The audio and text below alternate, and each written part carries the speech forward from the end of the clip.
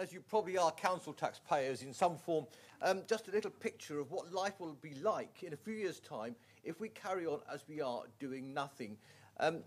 As you probably know, the Department for Local Government has been cut on funding, and that has been spread through to local authorities. And if you look at what's up there, you will see at the far left-hand side what a range of councils were spending, upper-tier authorities were spending at one time a couple of years back. And with the reduced funding, you can see how as you go forward over a 10-year period, if we do absolutely nothing, you will see that the spend on social care, and especially adult social care, will go up and up and up. We'll take over all the rest. So if you ever had any ambitions to be able to use a library, or even you ever thought that maybe the pavement outside your house might be repaired, forget it, because it will all go on adult social care and to a lesser extent on children's social care. We've sort of assumed that the rubbish has got to be disposed of, so we just ignored it unless it carried on. But you will see there how, if we carry on funding social care as we have been for several years now, that is something what the picture will look like for local authorities. I hope that's woke you up and shocked you to something, and you think it can't be true in this Armageddon environment. I can assure you it possibly is. Up there you see a little picture of what adult social care is like in Kent, and how we spend our money. The net spend is about £350 million. Kent is one of the biggest local authorities outside of Birmingham across England. 1.4 million people. We have 12 district councils and 7 clinical commissioning groups, none of which are coterminous, oh, one is, sorry, most of which are not coterminous with the district councils. One of the big issues that we are facing up to as we try to move forward is how do we look at a very different budget scenario. I am in a situation where my budget in Kent has got to reduce by about £70 million over a 3-year period. The overall budget for the county council will reduce by about £200 million over a 3-year period. And this means we have to really look at how do we do things different? How can we radically transform the way that we provide our services? And I won't go through all of those particularly, those particular segments of that, and you can see them afterwards on the website. But we are looking at increasing numbers of older people. Any authority with a large coastal fringe will have increasing numbers of older people. They love to go there. Therefore, we have more long-term conditions. We have to look at ways that we can increase health and social care integration. And above all, I believe, we have to think about how we can support people to remain independent in their own front door, in their own home, for as long as possible. And that, for us, is one of the keys as we move forward. And above all, I think, we have to think about how do we get funding, money, from the acute sector to the community sector. Because people need to be treated locally in their own local environment. Sort of a natural picture there, and I'm not going to go through all those. Most of you know them.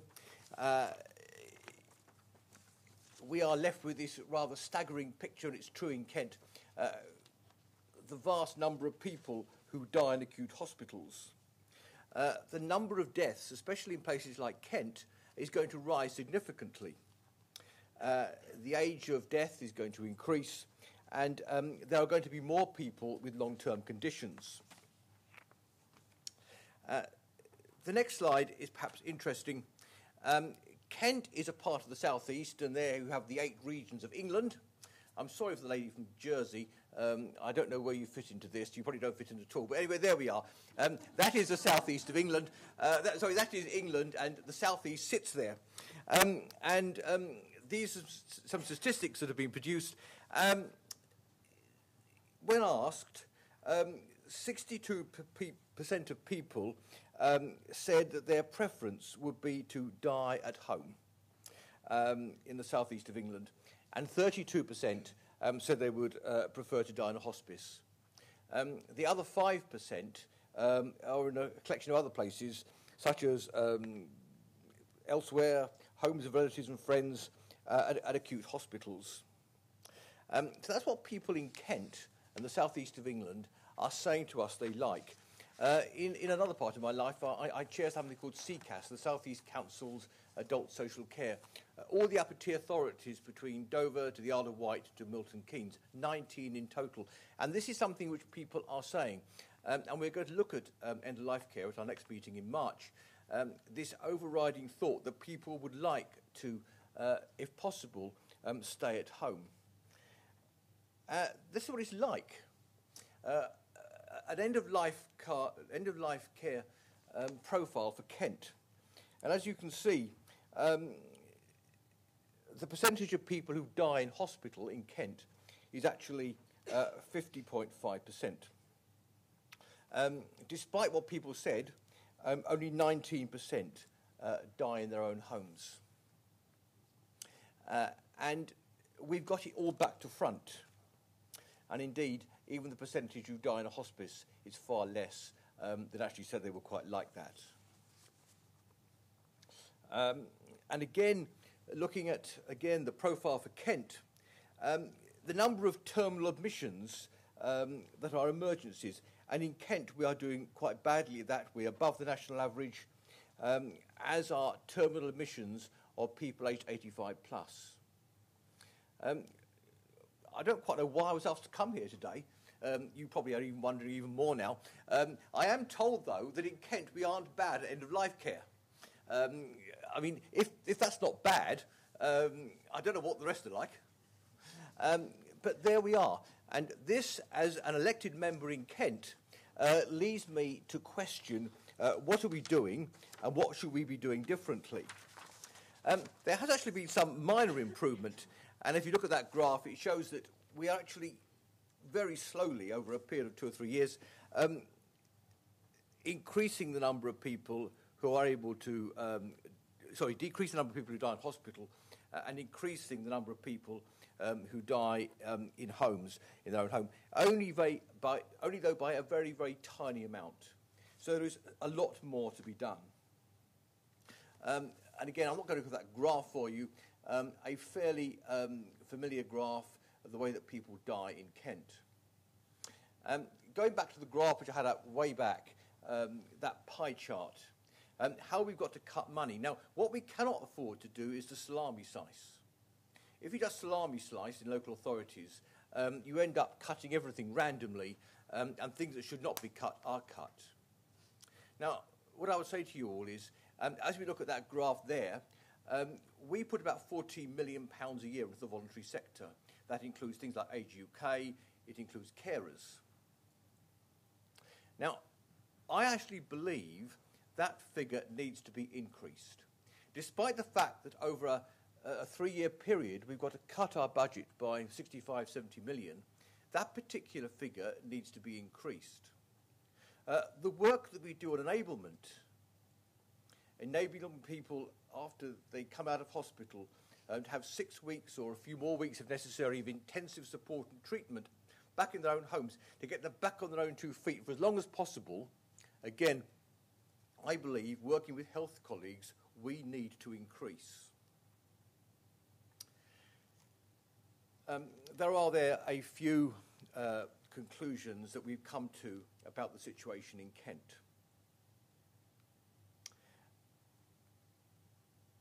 The key point is at the bottom, and as I've shocked you about the state of your council tax, significant savings can be made by community-based care versus the acute sector care. And this is a big challenge, and we know all the issues around PFI hospitals. We have 2 in Kent, one at Darren Valley, one at Pembury. And how those are going to be financed into the future, I realise, is a big challenge. But we are looking here at how can we provide the right levels of support and care as we move forward.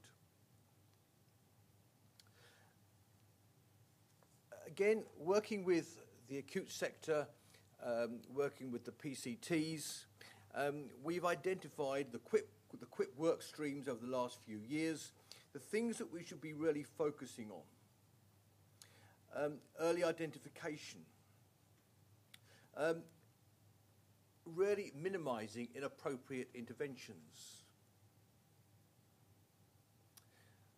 Really working closely with families and carers to provide the right levels of support to them so that they can carry on with with the job that they're supposed to be doing, which is caring and supporting. In many cases, if we don't support carers right, they have to give up work because they can no longer able to go to work because they've got to care for people. And these are real issues that as a society I think we need to be facing up to.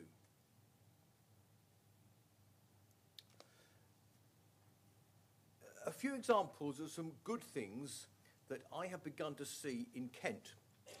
I don't know whether any of you live in Kent or even on BBC South East. If you did, 2 or 3 weeks ago, you'd have had the dubious pleasure of me booming at you across your television screen on the Inside Out programme. The Inside Out programme was focusing on telehealth and telecare. And again, in Kent, we have been well to the fore across the sector on telehealth and telecare. And how can telehealth and telecare be used to support people more proactively who are coming to the end of their lives? Getting our GPs to work more proactively in care homes. What happens if the care home calls out somebody at a weekend or at night? The ordinary GP is gone, we're at the out-of-hours service. Having a really good young carer support place in place to support young carers who are facing up to the end of life of a parent or friend. The West Kent Clinical Commissioning Group has put in place an end-of-life care strategy. And we have also a virtual ward at the heart of Kent Hospice, and there is Jeremy Hunt going to see it. Again, giving people direct access to this virtual ward from their homes, something which is proving very, very popular. Something which I think is not just popular, but is actually being very helpful. How can we do things differently? How can we get our services directly to the people who need them? There's been minimal mention today of children. In fact, I don't think they've been mentioned at all, but I will mention them now. There are, I believe, I'm reliably informed, I don't know, but my Director of Public Health has told me there are 200 child deaths in Kent a year. If you don't believe me, you better challenge her. But anyway, there's the number. What we have said, we have got to put in place a strategy across health and social care to support families in that situation. 200 may not seem a high number, and I was quite surprised it wasn't higher. But for those families, a massively traumatic event. And we need to be putting in place measures to support and care for those families as well as the young person concerned. And we have actually got a named officer within Kent Social Services with responsibility for the end-of-life care of children. One of the big emerging issues coming out of the Health and Social Care Act, and I don't want to go into whether you think it's a good idea or a bad idea to have a Health and Social Care Act, but it's happened. On the 1st of April, it all becomes reality, and health and wellbeing boards will be there, present and active. We have had our embryo health wellbeing board in shadow. It's been going along quite happily. And in Kent, we have had a major item on our agenda, and this is where I want to end my little presentation to you all, with what we decided at our Health and Wellbeing Board. We put end-of-life care on the agenda. And I'm delighted we did that, and I think it was right we did it. It is something which affects everybody. It affects everybody in different ways at different parts of their lives. And therefore it's really right, I think, that this is on the agenda of the Health and Wellbeing Board. And I would encourage you to challenge your own locally elected members, your own lead clinical commissioning group, GPs, to put this item onto the Health and Wellbeing Board agenda. At our recent meeting, these were some of the issues that the Health and Wellbeing Board was asked to consider and to think about in its discussions. How do we better integrate our teams? How do we support carers? How do we have single points of access for people who needed help and support?